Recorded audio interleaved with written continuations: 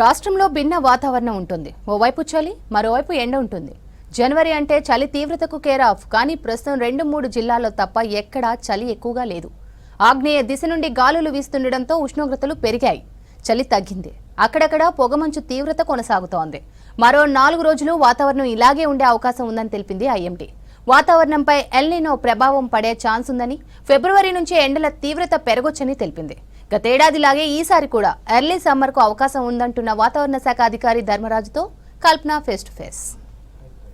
వాతావరణం ఎప్పుడు ఎలా ఉంటుందో చెప్పలేం. ఎందుకంటే సంక్రాంతి వచ్చిందంటే చాలు మనకు విపరీతమైన చలి కనిపిస్తూ ఉంటుంది. కాకపోతే ప్రస్తుతం అందుకు భిన్నంగా ఉందనే చెప్పుకోవచ్చు. చాలా వరకు చలి తీవ్రత కూడా తగ్గింది. మరి ప్రస్తుతం వాతావరణ కండిషన్స్ ఏ విధంగా ఉన్నాయి, చలి తీవ్రతకు సంబంధించి కావచ్చు, ఎందుకు ఈ టైంలో చలి తగ్గింది అనే విషయాలు తెలుసుకుందాం. ప్రస్తుతం నేను వాతావరణ కేంద్రంలో ఉన్నాను. మరి మనతో పాటు వాతావరణ శాఖ సీనియర్ అధికారి ధర్మరాజు గారు ఉన్నారు. ఒకసారి వారితో మాట్లాడదాం.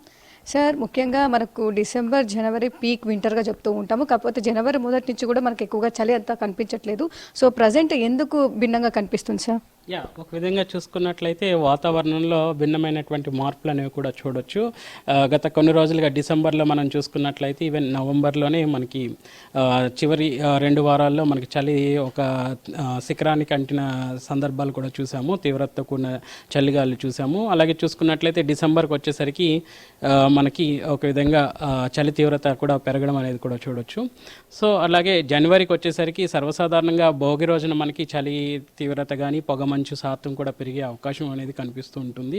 సో గతంతో పోలిస్తే ఈసారి కొంచెం భిన్నంగా ఉన్నప్పటికీ కూడా చలి తీవ్రత అనేది ఒక విధంగా సాధారణ స్థాయిలోనే ప్రస్తుతం తెలంగాణ రాష్ట్రం అంతటా కూడా కొనసాగుతుందని చెప్పాలి. ఓకే సార్, అంటే ఎందుకు ఇట్లాంటి కండిషన్స్ కనిపిస్తా ఉన్నాయి? ఏమైనా కారణాలు ఉన్నాయా సార్? ముఖ్యంగా చూసుకున్నట్లయితే వాతావరణంలో వచ్చేటువంటి ఒక సినాప్టిక్ కండిషన్స్ కనుక చూసుకున్నట్లయితే ఎప్పటికప్పుడు మారుతూ ఉంటాయి. సో ఎప్పటికప్పుడు హెచ్చుతగ్గుల యొక్క వాతావరణ పరిస్థితులన్నీ కూడా ప్రస్తుతం ఎస్టాబ్లిష్ అవుతున్న సినాప్టిక్ ఫ్యూచర్స్ని బట్టి కూడా చెప్పొచ్చు. ప్రస్తుతం కనుక చూసుకున్నట్లయితే గత 4-5 రోజులుగా కూడా ఈ యొక్క గాలి ప్రయాణించే విధానం కనుక చూసుకుంటే ఈ పవనాలు అనేవి ఒక విధంగా ఆగ్నేయ దిశ నుంచి రావడం అనేది ఎక్కువగా చూస్తున్నాము. సర్వసాధారణంగా ఎప్పుడైతే ఉత్తర అలాగే తూర్పు దిశ నుంచి మనకి గాలి వీస్తుందో ఆ సమయంలో మనకి చూసుకున్నట్లయితే చలి అనేది ఎక్కువగా పెరుగుతూ ఉంటుంది. బట్ దీనికి భిన్నంగా యొక్క గాలి పవనాల యొక్క ప్రయాణం అనేది కొనసాగడం వల్ల ఒక విధంగా చలి తగ్గిందనే చెప్పాలి. సార్, ఇక రాబోయే 4-5 రోజుల పాటు చలి తీవ్రత ఏ విధంగా ఉండే అవకాశం ఉంది? కనిష్ట ఉష్ణోగ్రతలు ఏ విధంగా నమోదయ్యే అవకాశం కనిపిస్తుంది సార్? ముఖ్యంగా చూసుకున్నట్లయితే రాబోయే 4 రోజులు కనుక చూసుకున్నట్లయితే ఒక విధంగా ఇటు ఉత్తర తెలంగాణ జిల్లాల్లో తో పాటు ఇటు పశ్చిమ భాగాల్లోనూ ఇంకా మధ్యస్థ భాగాల్లో కూడా కొంచెం అక్కడక్కడ స్థానిక వాతావరణ పరిస్థితుల వల్ల చలి నమోదయ్యే అవకాశం కనిపిస్తుంది. అయినప్పటికీ కూడా చాలా చోట్ల చూసుకున్నట్లయితే తెలంగాణలో మిగిలిన జిల్లాల్లో కనుక చూసుకున్నట్లయితే పొడివారిన వాతావరణంతో పాటు సుమారు 15 నుంచి 17 డిగ్రీల వరకు కూడా ఎక్కువగా కనిష్ట ఉష్ణోగ్రతలు పెరిగే అవకాశం కనిపిస్తుంది. ఓకే సార్, ఇక ముఖ్యంగా చూసుకున్నట్టయితే ఈసారి ఎర్లీ సమ్మర్ కూడా అంటున్నారు.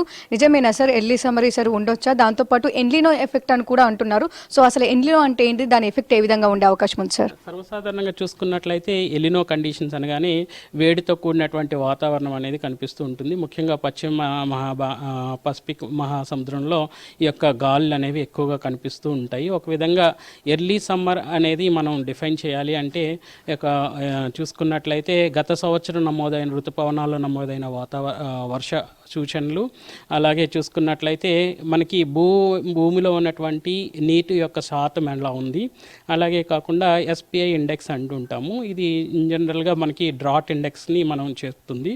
సో ఈ 3 కండిషన్స్ని మనం పరిగణనలోకి తీసుకున్న తర్వాత ఎలినో ఎంతవరకు తెలంగాణ రాష్ట్రం మీద ఇంపాక్ట్ చూపిస్తుంది ఈ సంవత్సరం అనేది చెప్పాలి. ఎందుకంటే గత సంవత్సరం నమోదైనటువంటి వర్షాల వల్ల, ఋతుపవనాల సమయంలో నమోదైన వర్షాల వల్ల భూగర్భ జలాల్లో ఉన్నటువంటి గ్రౌండ్ వాటర్ టేబుల్ అనేది ఒక విధంగా నిండుకోవడం, అలాగే రీఛార్జ్ అవ్వడం అనేది జరుగుతూ ఉంటుంది. ఎప్పుడైతే ఎక్కువ శాతంలో మనకి గత సంవత్సరం చూసుకున్నట్లయితే ఎక్కువ శాతంలో వర్షాలు రావడం వల్ల ఈ భూగర్భ జలాలు అనేవి నిండుకోవడం, ఒక విధంగా గ్రౌండ్ వాటర్ టేబుల్ అనేది హెల్దీగా ఒక ఎక్కువ స్థాయిలో ఉండడం అనేది కూడా కనిపిస్తుంది. ఎక్కువ వాటర్ అనేది కూడా గ్రౌండ్ రీఛార్జ్ చేసుకుందనే చెప్పాలి. సో వీటన్నిటిని పరిగణనలోకి తీసుకుంటూ వీటితో పాటు ఎస్పిఐ అంటాము, స్టాండర్డైజ్ జనరలైజ్ ప్రిసిపిటేషన్ ఇండెక్స్. ఒక విధంగా ఇది ఏం చేస్తుంది అంటే ఇండైరెక్ట్గా ఈ యొక్క మెజర్మెంట్స్ ఇటు తేమ శాతం కానీ భూమి యొక్క సారం కానీ తెలియచేస్తూ ఉంటుంది. ఈ 3 అంశాలని పరిగణనలో తీసుకున్న తర్వాత ఈ యొక్క సమ్మర్ ఏ విధంగా ఉంటుందనే అంశాన్ని మనం బేజర్ వేయొచ్చు. ఒక విధంగా ఎర్లీ సమ్మర్ అనగానే మనకి ఎప్పటికప్పుడు సీజనల్ ఫోర్కాస్ట్ కూడా ఐఎండీ వారు ఎప్పటికప్పుడు ఇస్తూ ఉంటాము. సీజన్ టు సీజన్ ఎట్లాంటి వాతావరణ మార్పులు చేకూరుస్తాయి, దాని ప్రభావం అనేది ఏ విధంగా ఉంటుంది, ఎలినా కండిషన్స్ ఉంటున్నాయా లేదంటే ఈ సీజన్లో లానినా కండిషన్స్ ఉంటున్నాయి అనేది ఏ సీజన్ బట్టి ఆ సీజన్కి ఎప్పటికప్పుడు మనం కాలిక్యులేట్ చేయడంతో పాటు వాటి యొక్క ఇంపాక్ట్స్ కూడా మనం తెలియచేయడం అనేది జరుగుతూ ఉంటుంది. ఒక విధంగా చూసుకున్నట్లయితే ఎలినో అనగానే ఇది లాంగ్ టెలి కనెక్షన్స్ కింద చేసుకోవచ్చు, లాంగ్ రేంజ్ టెలి కనెక్షన్స్ కింద చెప్పొచ్చు. అంటే ఒక సుదీర్ఘ దూరం నుంచి వచ్చేటువంటి పరిణామం భారతదేశం మీద ఏ విధంగా ఉంటుంది. సో ఎలినో ప్రభావం అనేది ఒక్క తెలంగాణ రాష్ట్రం మీదే ఉండదండి. మొత్తం చూసుకున్నట్లయితే మొత్తం భారతదేశం అంతటా కూడా ఈ యొక్క ఇంపాక్ట్ అనేది కనిపిస్తూ ఉంటుంది. కాబట్టి ఇంకా మనం వింటర్ సీజన్లోనే ఉన్నాం కాబట్టి సమ్మర్ సీజన్కి వచ్చేసరికి సమ్మర్ అవుట్లుక్ ఏ విధంగా ఉంటుంది అనేది కూడా చెప్పొచ్చు.